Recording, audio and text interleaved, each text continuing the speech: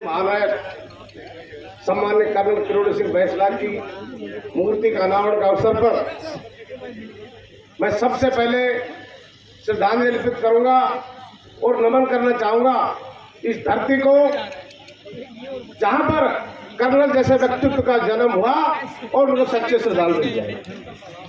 मैं नमन करना चाहूंगा, श्रद्धांजलि देना चाहूंगा हमारे 72 शहीद जिन्होंने अपने लिए समाज के लिए कुर्बानियां दी और जिनके कारण आज हमारा आरक्षण लागू हुआ है, उनको भी मैं नमन करना चाह रहा हूँ।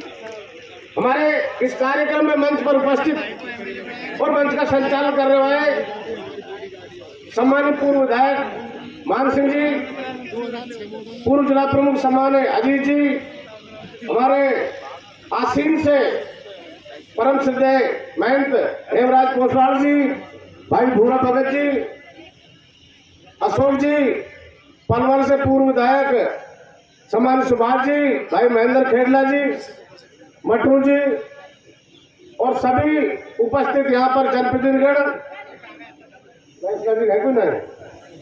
पेड़ गए।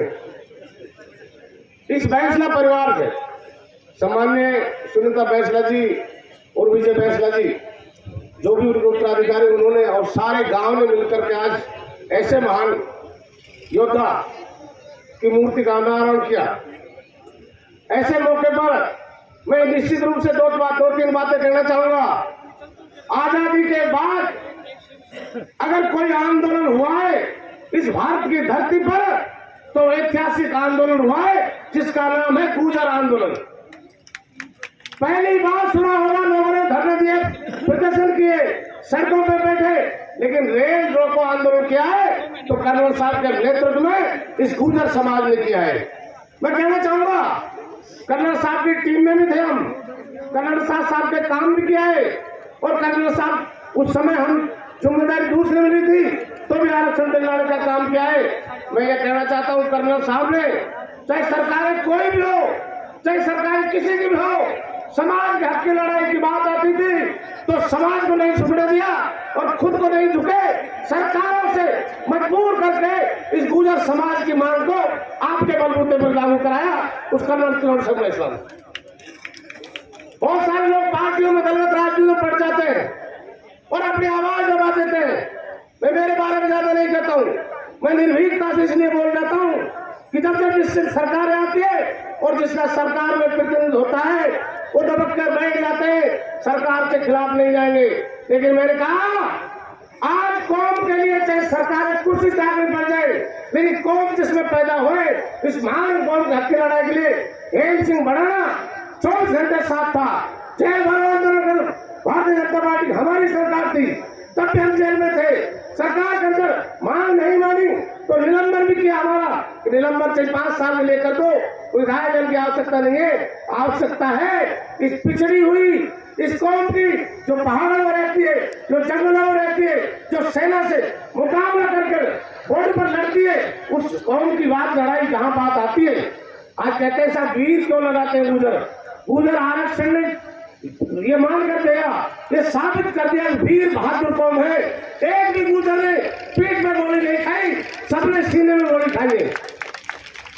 पीलीपुरा हुआ, पाटन हुआ, सिकंदरा हुआ, जब पुलिस ने गोली चलाने का काम की तो इस मेरे कौम के बहादुर शहीदों ने उनकी रिवाल्वर खींचकर उनका मुकाबला करने का काम किया। आज ये काम किया कर्नल किरोड़ी सिंह बैंसला की अगुवाई हुआ। सेनापति एक होता है और सेना नायक एक ही होता है। मैं धन्यवाद देना चाहता हूँ आप इस कौम को, जिस कौम ने जब भी बैंसला की आवाज दी, जब भी आरक्षण की बात आई, जब भी लड़ाई लड़ने की बात आई, सब लोग कहते हैं आज तक किसी भी कौम ने मैं दूसरे को नहीं कह सकता हूँ 47 डिग्री टेम्परेचर के अंदर जो आज है। अब कहते हैं साहब गर्मी हो रही है, सारे जितने भी हमारे आंदोलन हुए वो मई महीने में हुए और 48 डिग्री टेम्परेचर के अंदर इस बहादुर कौम ने अपने हक की लड़ाई लड़ी। आज कहना चाहता हूँ कि कौम सुरक्षित रहे, आगे बढ़े और सब एक रहे। निश्चित रूप से हम एक रहेंगे, संगठित रहेंगे, आगे बढ़ेंगे। कर्नल किरोड़ी सिंह बैंसला की जो आवाज थी उसको आगे बढ़ाने का काम करेंगे।